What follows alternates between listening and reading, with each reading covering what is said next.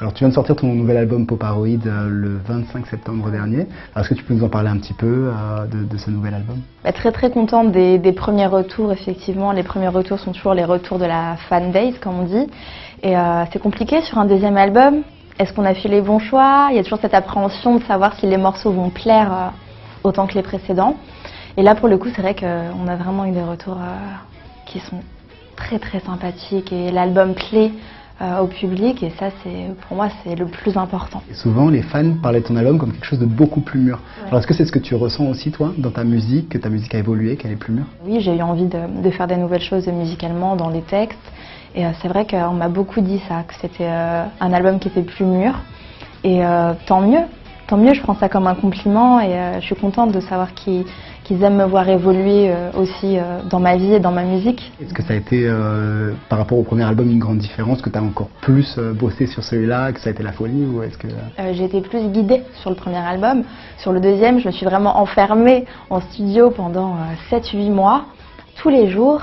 Et j'ai pu mettre plus de moi. Dans le deuxième, j'ai été là tout le temps, des premières notes de musique jusqu'aux dernières sessions de mix, etc. Donc j'ai tout donné. Plus de temps, j'en avais pas.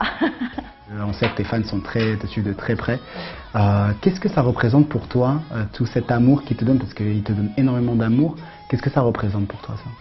Quand on est artiste, je crois que c'est pour ça, en premier, qu'on fait ce métier. Il faut surtout pas l'oublier. C'est un métier de partage, d'échange. C'est-à-dire que je vais donner quelque chose à mon public et en retour, je reçois tellement. Donc, pour moi, c'est juste magique. Et est-ce que tu pourrais nous raconter l'une des choses les plus folles qu'un fan ait faites pour toi?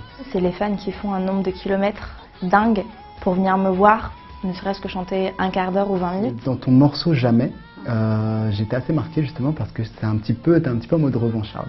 Alors, quel est le message que tu as voulu faire passer dans ce morceau? Est-ce que justement tes succès, c'est une revanche un petit peu? Le premier message qu'il y a dans Jamais, au-delà de mon histoire, c'est de dire que quand on travaille, quand on a des rêves, quand on fait un pas pour faire avancer quelque chose, il y a des résultats qui sont là. Et peu importe comment les gens te regardent, te jugent, si tu décides de ne pas baisser les yeux et que tu décides que ta place, elle est là, il y a qui va t'arrêter au final? On se bat, oui, pour le meilleur. On ira tout pour ce qu'on est. On est forts et c'est ça qui leur plaît. Tu as posé sur l'album Les stars font leur cinéma. Ouais. Tu as fait une reprise du morceau Flashdance avec Vita.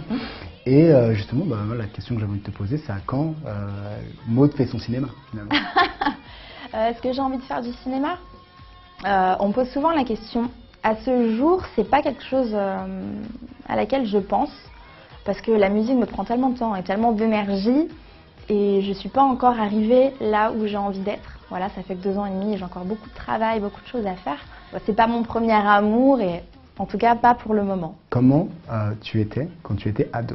J'ai pas eu une adolescence folle. Il y a eu des choses que j'aurais pu faire, que j'ai pas fait. J'avais envie de voyager, j'avais envie de faire des études à l'étranger. Plein de choses que j'ai pas fait parce que justement j'étais tellement focus sur mon but que mon adolescence a été à base de cours de danse, cours de chant, casting. Voilà, j'étais en train de préparer mon rêve. J'avais vu que tu avais posté sur ton Facebook une vidéo d'une petite fille qui a découvert que Adam Levine de Maroon 5 allait se marier et qui a commencé à pleurer. Alors, premièrement, est-ce que tu as réagi de la même manière quand tu as appris que Adam Levine...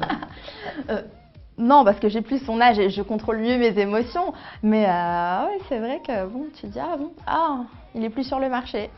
Dommage, trop tard. Est-ce qu'il y a un artiste ou une personnalité qui pourrait te mettre dans cet état? La seule artiste, et mes fans le savent très bien, qui me met dans tous mes états, c'est Jessie J. Mais bon, dans un autre registre. Il y a tous les lecteurs de Melty, je vous embrasse, je vous fais plein de gros bisous et puis j'espère à bientôt.